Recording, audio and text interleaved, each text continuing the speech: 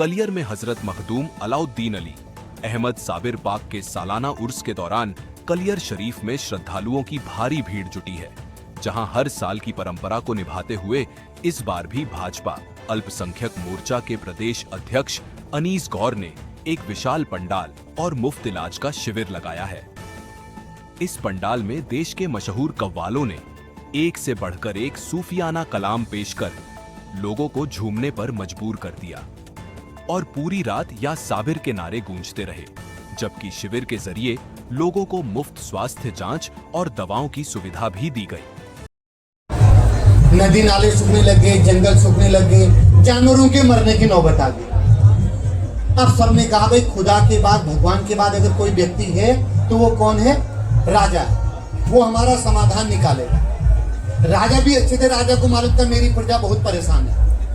सब लोग अगले दिन राजा के पास गए कि महाराज समाधान निकालिए, अगर अगले कुछ दिनों में बरसात नहीं हुई तो सब खत्म हो जाएगा, आप भी खत्म हम भी खत्म। राजा ने तुरंत अपने राज पुरोहित को बुलाया, जो महल के पंडित या जो भी विद्वान होते थे, क्योंकि वो बुरे व्यक्ति थे। उन्होंने राजा के पिता, उनके दादा सबके समय में काम किया था और आज तक ये बात तय होती थी कि पुरोहित का बताया समाधान कभी भी गलत साबित नहीं हुआ, कभी भी गलत साबित नहीं हुआ। तो पुरोहित जी ने अपनी किताब पढ़ी और कहा साहब हाँ मिल गया समाधान, समाधान मिल गया। सबने पुरोहित की और राजा की जय जयकार करी, उनसे कहा बताइए क्या समाधान है। पुरोहित ने कहा साहब मेरी कैलकुलेशन, मेरा जो गणित है वो ये बता रहा है कल रात को अमावस है, अगर हमारी रियासत के हर घर से एक लोटे में दूध लेकर के उस रियासत महल के पीछे एक छोटा सा कुआं होता था जो अभी सूख गया था, तो पंडित जी ने ये कहा, पुरोहित जी ने, कि अगर अमावस की रात को हर घर से एक लोटे में दूध लेकर के कुएं में डाला जाए और कुआं अगर सुबह तक भर जाए तो बरसात हो जाए। और आज तक कभी पुरोहित जी की बात गलत साबित नहीं हुई। राजा ने मुनादी कराई, अनाउंसमेंट कराया कि जाओ हर घर के बाहर से बताओ कि कल हर घर से एक लोटे में दूध लेकर के उस कुएं में डाला जाना है। आज का दिन मुनादी हुई, कल के दिन मुनादी हुई, अब अमावस की रात आ गई, हर घर का दरवाजा खुलता है। महिलाएं थोड़ा इत्मीनान से सुनेंगी तो सबको अच्छा लगेगा और एक संदेश क्या पता आज हमारे माध्यम से आप तक पहुंचना हो। अब हर घर का दरवाजा अमावस की रात को खुलता है, लोग अलमारी खोलते हैं दूध के कढ़ाई से दूध निकालने के लिए।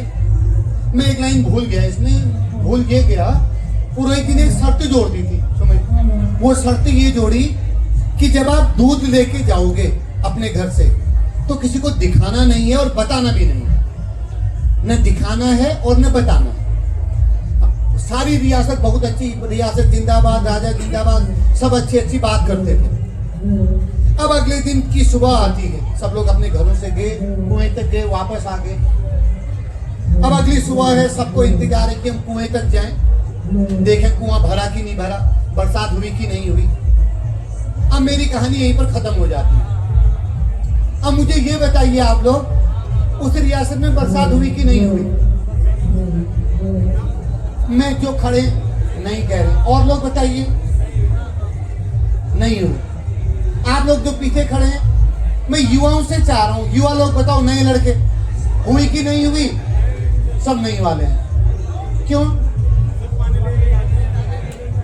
सब क्या के लेके गए? मतलब कि बताइए, पानी लेके चले गए, क्योंकि जिस समय आपकी बेगम दो अलमारी खोल के दूध निकालना शुरू कर रही थी, मेरी पत्नी ने अलमारी खोली और दूध निकालना जैसे ही शुरू किया, वैसे ही दिमाग में एक चालाक ख्याल आ गया।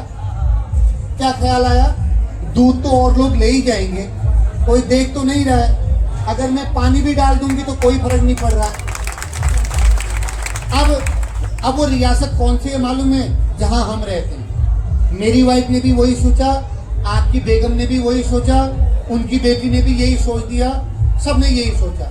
जब हमको अपने सिस्टम समाज के लिए करने की बारी आती है तो हम सब लोग क्या सोचते हैं? और लोग करेंगे।